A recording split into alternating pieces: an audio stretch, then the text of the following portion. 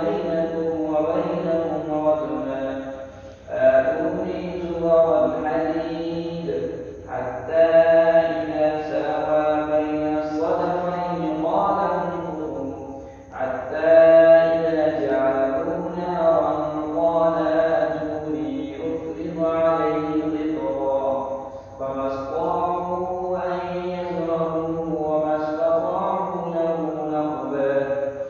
قال هذا رحمة من ربي فإذا جاء وعد ربي جعله دكا وكان وعد ربي حقا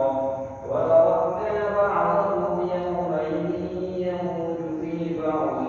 ونفخ في الصور فجمعناهم جمعا وعرضنا جهنم يومئذ للكافرين عرضا الذين